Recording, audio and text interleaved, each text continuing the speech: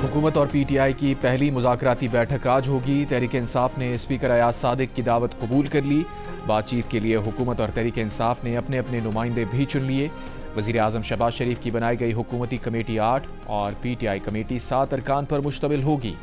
दोनों तरफ के रहनुमा आज सुबह 11 बजे स्पीकर चैम्बर में मुलाकात करेंगे। स्पीकर ने कहा, नेक नियति से हुकूमत और पीटीआई को मुज़ाकरात की दावत दी है। वज़ीर आज़म शहबाज शरीफ ने स्पीकर की काविशों को सराहा। कहा, पाकिस्तान है तो हम सब हैं। उम्मीद है बातचीत में मुल्क की सलामती और कौमी मफाद को मुकद्दम रखा जाएगा। तहरीक इंसाफ के चेयरमैन बैरिस्टर गौहर का भी हुकूमती कमेटी बनाए जाने का खैर मख्तम। बोले, बातचीत मुस्बत अंदाज और टाइम फ्रेम के साथ होनी चाहिए।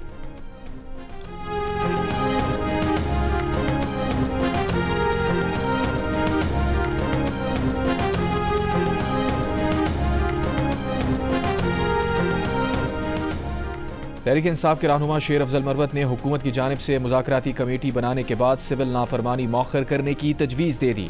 बाकी रहनुमाओं ने सिविल नाफरमानी की कॉल मौखर करने को मुज़ाकरात की पेशरफ्त से मशरूत कर दिया। शेख वक़ास अकरम ने कहा कि मुज़ाकरात की पेशरफ्त पर ही सिविल नाफरमानी की कॉल मौखर या मनसूख करने का फैसला किया जाएगा। मुलाकात की पेशरफ्त से बानी पीटीआई को आगाह किया जाएगा। सिविल नाफरमानी तहरीक मौखर या मनसूख करने का फैसला बानी पीटीआई करेंगे। शौकत यूसुफजई ने कहा, सिविल नाफरमानी की तहरीक मौखर करने, ख़त्म करने या बरकरार रखने का इख्तियार बानी पीटीआई का है। उमर अयूब ने कहा, बानी पीटीआई ही कॉल वापस ले सकते हैं।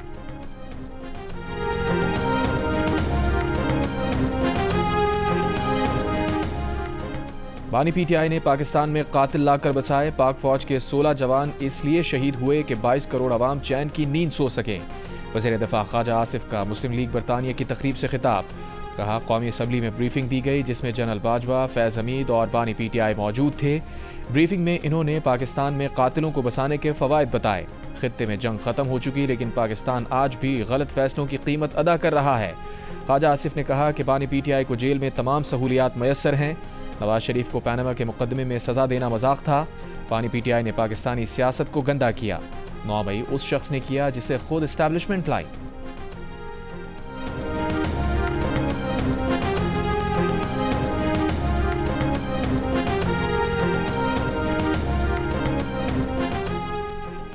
बानी पीटीआई और बुशरा बीबी के खिलाफ 190 मिलियन पाउंड रेफरेंस का फैसला आज नहीं सुनाया जाएगा। ज़राए का दावा है कि फैसला जनवरी 2025 के पहले हफ्ते में सुनाया जाएगा। आज समाअत अडियाला जेल के बजाय एहतसाब अदालत इस्लामाबाद में होगी। अदालती अमले की जानिब से पीटीआई के वकला को आगाह कर दिया गया। एहतसाब अदालत इस्लामाबाद ने 100 से ज़ायद समातें करने के बाद 18 दिसंबर को फैसला महफूज किया था। 27 फरवरी 2024 को बानी पीटीआई और बुशरा बीबी पर फर्द जुर्म आयद की गई थी। बानी पीटीआई और बुशरा बीबी ने सेहत जुर्म से इनकार किया था।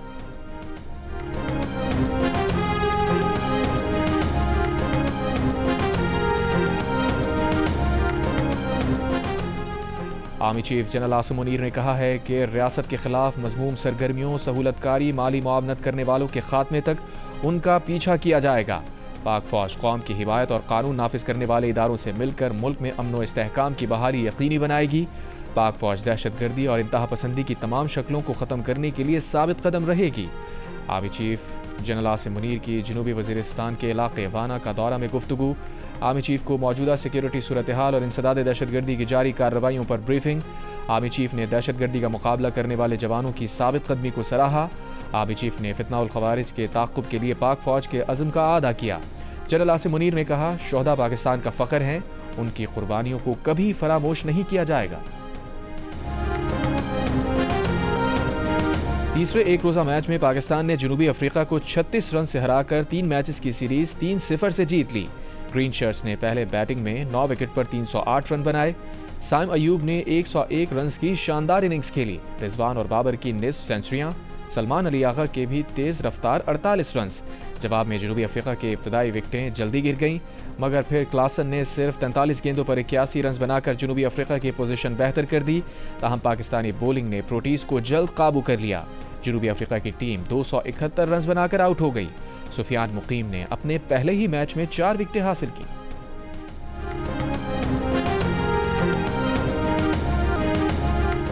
चैंपियंस ट्रॉफी के लिए मुत्तहदा अरब इमारात को न्यूट्रल वेन्यू करार दे दिया गया। पाकिस्तान क्रिकेट बोर्ड ने तस्दीक कर दी। तर्जुमान के मुताबिक पीसीबी ने बाज़ाब्ता तौर पर आईसीसी को न्यूट्रल वेन्यू के बारे में आगाह कर दिया है। वेन्यू का हतमी फैसला मोहसिन नकवी और UAE बोर्ड के सरबराह शेख अल नह्यान मुबारक की मुलाकात में तय पाया। पाक UAE बोर्ड के सरबराहों की मुलाकात गुज़िश्ता शब घोटकी में शेख अल नह्यान के खुसूसी खैमे में हुई। चैंपियंस ट्रॉफी में क्रिकेट के रिवायती हरीफों पाकिस्तान और भारत का टाकरा 23 फरवरी को UAE में होगा। भारत चैंपियंस ट्रॉफी 2025 में अपने ग्रुप के बकिया 2 मैच भी UAE में खेलेगा। चैंपियंस ट्रॉफी 19 फरवरी से 9 मार्च तक होगी। मुमकिन शेड्यूल के मुताबिक इफ्तिताही मैच मेज़बान पाकिस्तान और न्यूजीलैंड के दरमियान कराची में खेला जाएगा। शेड्यूल के मुताबिक कराची और रावलपिंडी 3-3 मैचेस की मेज़बानी करेंगे। एक सेमीफाइनल और फाइनल समेत 5 मैच लाहौर में होंगे। एक सेमीफाइनल UAE में होगा।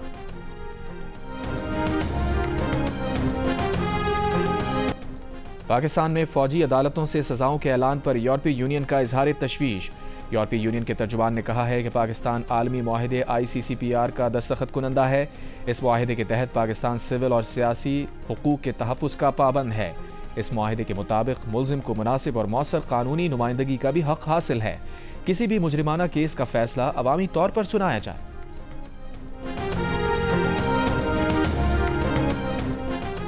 कराची के इलाके लांडी भैंस कॉलोनी के करीब वैन में आग लग गई। गाड़ी में सवार 12 अफराद झुलसकर जख्मी, अस्पताल मुंतकिल कर दिया गया।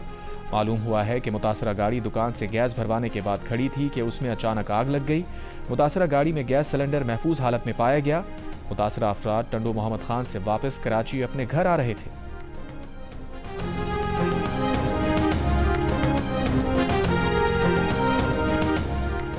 क्या कच्चे के डाकुओं के हाथ कराची तक पहुंच गए?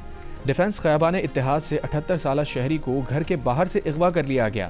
पुलिस ने हफ्ते को अगवा होने वाले शहरी को मुबैना मुकाबले के बाद बाजियाब करा लिया। 2 अगवाकार मारे गए। DIG साउथ असद रजा के मुताबिक अगवाकारों का पुलिस से क़य्यूमाबाद से सीव्यू आने वाले रोड पर मुकाबला हुआ। हलाक 2 मुल्ज़िमान का ताल्लुक सक्खर के कच्चे के इलाके से है, जो मगवी को कच्चे मुंतकिल करके भारी तावान वसूल करना चाहते थे।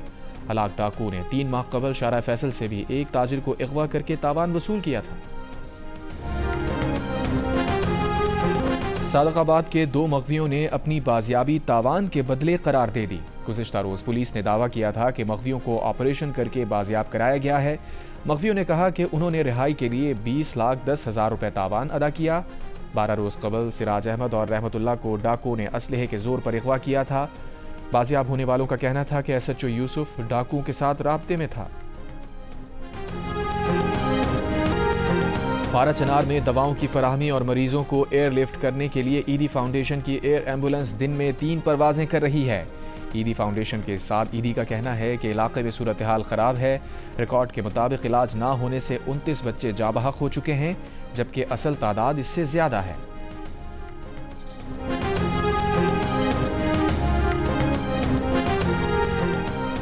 जिला कुरम में पेशावर पारा चनार मरकजी शाहराह की बंदिश का 75वां रोज़।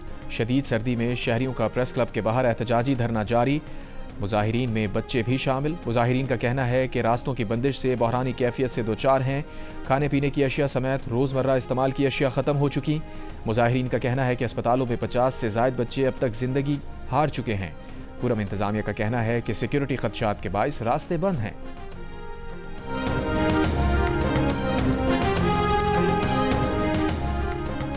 जिला कुरम के इलाके बंगन उच्चत में 2 अफराद को फायरिंग करके कत्ल कर दिया गया। पुलिस के मुताबिक दोनों अफराद हंगू से पारा चनार जा रहे थे। वाक़े की तहकीकात की जा रही हैं। वज़ीर आला खैबर पख्तूनख्वा अली अमीन गंडापुर का कहना है कि कुरम में पायदार अमन और लोगों की मुश्किलात के मुस्तकिल हल के लिए संजीदा इक़दामात किए जा रहे हैं। तर्जुमान वज़ीर आला ने बताया, कुरम से 147 अफराद को एयर ट्रांसपोर्ट दी गई। गुज़िश्ता 2 रोज़ में 200 अफराद को एयरलिफ्ट किया जा चुका है। हेलीकॉप्टर की 7 परवाज़ों से 6 करोड़ रुपए से ज़ायद की दवाएं कुरम भेजी गई हैं।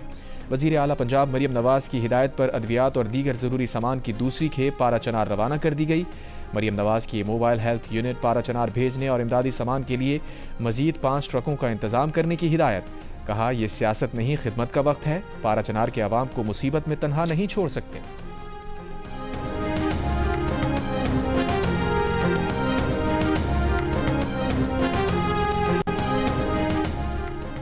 कराची में मुख्तलिफ ट्रैफिक हादसात में खातून समेत 3 अफराद जाँ बहक। आयशा मंजिल में तेज़ रफ्तार बस ने मोटरसाइकिल सवार मियाँ बीवी को रौंद डाला, बीवी जाँ बहक, शौहर जख्मी। मुश्तइल अफराद ने बस को आग लगा दी, ड्राइवर फरार। सोराबगोट के करीब भी बस की टक्कर से मोटरसाइकिल सवार शहरी जाँ बहक। पुलिस ने बस को तहवील में ले लिया। हादसे का जिम्मेदार ड्राइवर फरार। कराची के इलाके नागन चौरंगी के करीब भी मोटरसाइकिल सवार नौजवान ट्रैफिक हादसे में जान की बाजी हार गए।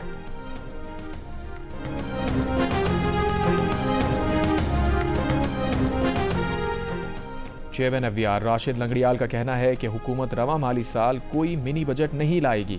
टैक्स रेट बढ़ाने से वसूलियों में कामयाबी नहीं मिलेगी, इसलिए मिनी बजट का कोई फायदा नहीं। प्रोग्राम नया पाकिस्तान में गुफ्तगू करते हुए चेयरमैन FBR ने एतराफ़ किया कि सिर्फ इनकम टैक्स की मद में 1200 अरब रुपए की लीकेज है। नए टैक्स कानून के हवाले से उनका कहना था कि नॉन फाइलर की कैटेगरी को ख़त्म नहीं किया, लेकिन उसको गैर फाल कर दिया है। अब सिर्फ फाइलर ही ट्रांजैक्शन करने के अहल होंगे।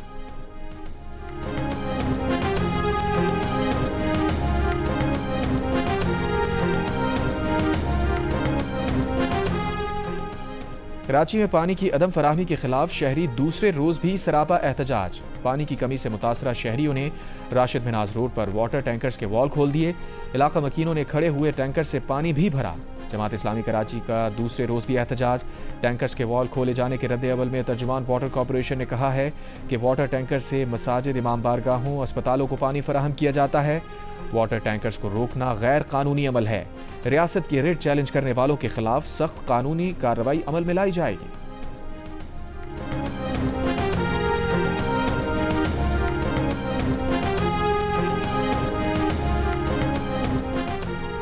पेशावर के इलाके सफेद ढेरी में 2 ग्रुप्स के दरमियान फायरिंग के नतीजे में 5 अफराद हलाक, 2 जख्मी हो गए। मरने वालों में 3 अफराद राहगीर थे। फायरिंग में मुलव्विस 1 मुलजिम गिरफ्तार, दीगर की तलाश जारी। गवर्नर हाउस कराची में यौम महाजिर सकाफत की तैयारियों से मुताल्लिक इजलास। गवर्नर सिंध कामरान टिसोरी और फारूक सत्तार समेत MQM के दीगर रहनुमाओं की शिरकत। इजलास में यौम महाजिर सकाफत शायान शान तरीके से बनाने का फैसला। MQM के तहत कराची के 30 मकामात पर इस्तकबालिया कैंप लगा दिए गए। कैंपों पर 23 दिसंबर की रात आतिशबाजी की जाएगी।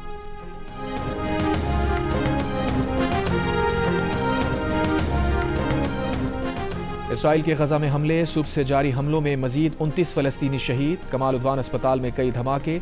हमास की गजा और मगरबी किनारे में जवाबी कार्रवाइयाँ। मुतादिद इसराइली फौजियों को हलाक और जख्मी करने का दावा। उनरा के मुताबिक दूसरे मरहले में गजा में 5,56,000 से ज्यादा बच्चों को पोलियो के कतरे पिलाए गए। ईरानी सुप्रीम लीडर आयतुल्लाह खामनाई ने कहा है कि इसराइल गजा में अपने मकासद हासिल करने में नाकाम रहा। मगवी रिहा हुए ना हमास की मज़ाहमत खत्म हो सकी।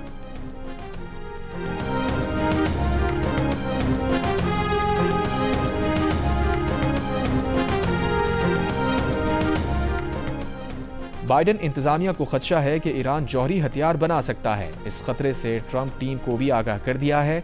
अमेरिका के कौमी सलामती के मुशीर जैक सुलेवान का बयान। कहा, शामी सदर बशार अल असद के जवाल से ईरान की इलाकाई असर व रसूख को धचका लगा है।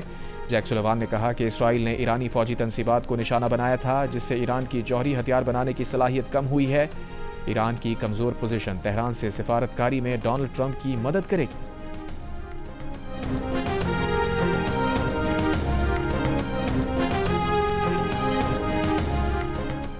अफगान दारुल हुकूमत काबुल में सऊदी अरब के सिफारती मिशन ने दोबारा काम का आगाज कर दिया। सऊदी अरब ने हालात के पेश नज़र अगस्त 2021 में काबुल से अपना सिफारती मिशन वापस बुला लिया था। बरतानिया मुसलसल तेज हवाओं की जद में हीथ्रो एयरपोर्ट पर आज 100 परवाजें मनसूख। स्कॉटलैंड और आयरलैंड के दरमियान फेरी सर्विस भी मुअत्तल। तेज हवाओं के बायस क्रिसमस मनाने घरों से गाड़ियों पर निकले हजारों अफराद को भी परेशानी का सामना। हैदराबाद में 3 रोज़ा अयाज मेला इख्तिताम पजीर। तीसरे और आखिरी रोज़ मुख्तलिफ सेशन हुए। अयाज की रवादारी और सिंध के उन्वान से सेशन में अयाज लतीफ़ पलीजो, शीमा किरमानी और दीगर मेहमानों ने शिरकत की। जमहूरियत का बहरान, सियासी और शहरी हुकूक पर भी शुरा ने सैर हासिल गुफ्तगू की। मेले के इख्तिताम पर मारूफ फनकारों ने अपने फ़न का मुजाहिरा किया। शुरा ने खूब दाद दी। और मलिका तरन्नुम नूर जहां को मद्दाहों से बिछड़े 24 बरस बीत गए, लेकिन आज भी वो अपनी सुरीली आवाज़ के ज़रिए लोगों के दिलों में बसती हैं।